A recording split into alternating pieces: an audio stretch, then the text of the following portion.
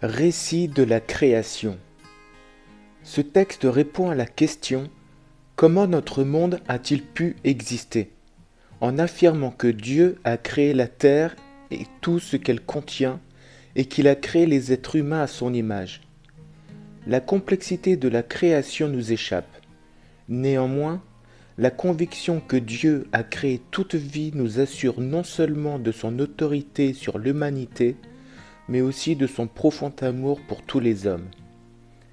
Le récit de la création nous instruit sur Dieu et sur nous-mêmes. À propos de Dieu, nous apprenons premièrement qu'il est le Créateur. Deuxièmement, qu'en tant que tel, il est distinct de la création. Troisièmement, qu'il est éternel et contrôle le monde. À propos de nous-mêmes, nous apprenons premièrement que nous avons de la valeur aux yeux de Dieu, puisqu'il a choisi de nous créer. Et deuxièmement, que nous avons plus d'importance que les animaux. Comment Dieu a-t-il créé la terre? Grand sujet de débat. Pour les uns, l'univers est apparu après une explosion soudaine. Pour d'autres, Dieu a démarré le processus laissant l'univers évoluer durant des milliards d'années. Presque toutes les religions anciennes avancent une explication, et chaque savant développe sa propre théorie. Seule la Bible évoque un Dieu suprême créant le monde par amour et donnant à chaque être humain une place spécifique. Nous ne saurons jamais précisément la manière dont les choses se sont déroulées, mais nous pouvons nous appuyer sur la Bible pour affirmer que c'est Dieu qui a créé le monde. Cette seule certitude donne valeur et dignité à tout être humain. La simple affirmation que Dieu a créé le ciel et la terre est déjà difficile à accepter pour l'esprit moderne. La vaste galaxie dans laquelle nous vivons est en train de tourner à l'incroyable vitesse de 788 410 km/h. À cette vitesse hallucinante, il lui faut pourtant 200 millions d'années pour faire une rotation. Et il existe plus d'1 milliard de galaxies semblables à la nôtre dans l'univers. Certains scientifiques affirment que le nombre total d'étoiles est égal à l'ensemble des grains de sable de toutes les plages du monde. Pourtant, cet océan complexe d'étoiles qui tourne fonctionne avec un ordre et une efficacité remarquables. Affirmer que l'univers a surgi par hasard ou évolue seul requiert en réalité plus de foi que de croire que Dieu est derrière ces extraordinaires statistiques. Il a vraiment créé un univers merveilleux. Dieu n'avait pas besoin de créer le monde. Il a choisi de le créer. Pourquoi? Il est amour, et l'amour s'exprime mieux s'il a un être ou un objet autre à aimer. Il a créé le monde et les hommes, comme une expression de son amour. Échappons au piège de réduire la création à de simples données scientifiques. Dieu a créé l'univers parce qu'il nous aime chacun.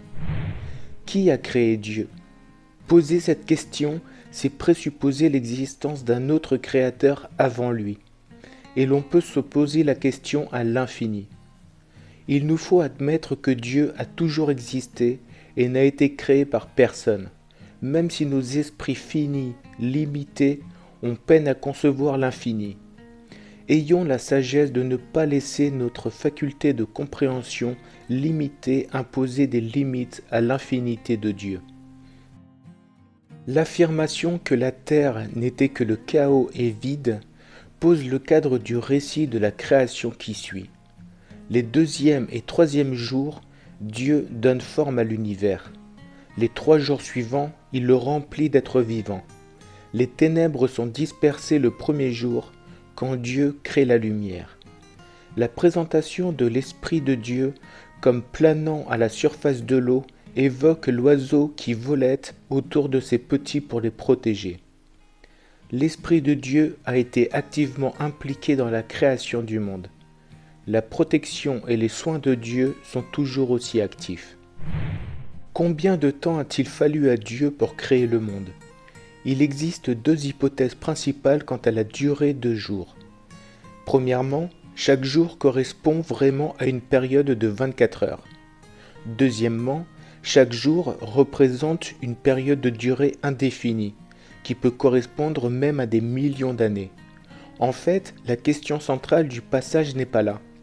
Ce qu'il enseigne clairement, c'est que Dieu a procédé avec ordre, la lumière avant les plantes, et que les seuls êtres capables de communiquer avec lui dans la création sont les humains. Aucun autre élément de la création ne peut se vanter d'un tel privilège. L'essentiel, ce n'est pas la durée de l'acte créateur, mais le fait que Dieu a tout créé conformément à sa volonté. L'étendue entre les eaux désigne une séparation entre la mer et la brume céleste. Dieu constate que son œuvre est bonne. Il y a des personnes qui se sentent coupables lorsqu'elles prennent plaisir à quelque chose ou sont heureuses d'un succès. Ce ne devrait pas être le cas. Dieu s'est réjoui de son œuvre, et nous pouvons en faire autant, à condition que lui aussi puisse se réjouir de notre travail. Que faisons-nous qui plaise à la fois à Dieu et à nous? Pourquoi Dieu utilise-t-il la forme plurielle lorsqu'il dit « Faisons l'homme à notre image » ? Il peut s'agir d'un pluriel de majesté, tel qu'employé par les rois. Il peut aussi s'agir d'une allusion à la Trinité, au fait que Dieu est Père, Fils et Saint-Esprit. La Bible mentionne la présence active à la fois de l'Esprit de Dieu et de Christ, le Fils de Dieu, lors de la création. En quoi sommes-nous faits à l'image de Dieu ? De toute évidence, il ne nous a pas créés exactement pareils à ce qu'il est lui-même, puisqu'il n'a pas de corps physique. Nous sommes néanmoins des reflets de sa gloire. Certains pensent que la notion d'image de Dieu concerne notre raison, notre créativité, notre faculté de parler et notre volonté. Il est plus probable que tout notre être le reflète. Nous ne serons jamais totalement comme lui, puisqu'il est le Créateur, au-dessus de tout, mais nous pouvons refléter sa personne par notre amour, notre patience, notre capacité à pardonner, notre bonté et notre fidélité. Le fait que nous avons été créés à l'image de Dieu est ce qui fonde notre valeur personnelle. Celle-ci ne repose donc pas sur notre possession, nos succès, notre apparence ou notre notoriété. Nous critiquer ou nous dévaloriser revient à critiquer ce que Dieu a créé et les capacités qu'il nous a données. La conviction que nous avons de la valeur à ses yeux nous aidera à l'aimer, à le connaître personnellement et à contribuer au bien-être de ceux qui nous entourent. Dieu a fait l'homme et la femme à son image, de manière absolument égale. Dès le début, les deux sont placés au sommet de la création. Aucun des deux sexes n'est présenté comme supérieur à l'autre. Aucun des deux n'est déprécié. La domination évoquée ici est synonyme d'autorité absolue et de contrôle. Or, bien que possédant le pouvoir suprême, Dieu exerce son autorité avec amour. Déléguer une partie de son autorité aux humains, c'est les inviter à prendre leurs responsabilités vis-à-vis de l'environnement et des autres créatures. Veillons donc à ne pas faire preuve de négligence ni d'inefficacité dans l'accomplissement de cette tâche. Quand Dieu a créé le monde, il l'a fait de façon on ne peut plus consciencieuse. Ne nous montrons pas moins consciencieux dans notre façon d'en prendre soin. La Bible ne traite pas du thème de l'évolution. Sa vision des choses présuppose que Dieu a créé le monde. Cette conception de la création n'entre pas en conflit avec la science. Elle s'oppose plutôt à toute vision qui exclurait un créateur. Des chrétiens fervents et sincères se sont penchés sur le thème des origines pour arriver à des conclusions différentes. Résultat prévisible, car toutes les preuves sont archaïques et fragmentaires, vu l'érosion du temps.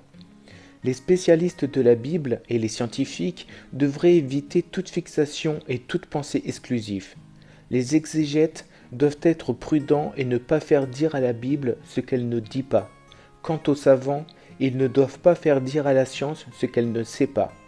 L'aspect essentiel dans cette confrontation permanente n'est pas tant le processus de la création, mais bien l'origine de la création.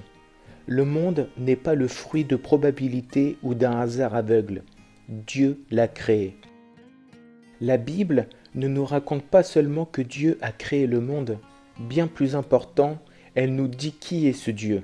Elle révèle sa personnalité, son caractère, son plan pour la création. Elle révèle aussi le désir le plus intime de Dieu, entrer dans une relation d'amitié avec les hommes qu'il a créés. Il a franchi l'étape ultime pour l'établissement de cette création avec nous lors d'une visite historique à notre planète en la personne de son Fils, Jésus-Christ. C'est de manière très personnelle que nous pouvons connaître ce Dieu créateur. Les cieux et la terre existent, nous existons. Dieu a créé tout ce que nous voyons, tout ce que nous expérimentons. La Genèse commence par ces mots. Dieu créa le ciel et la terre.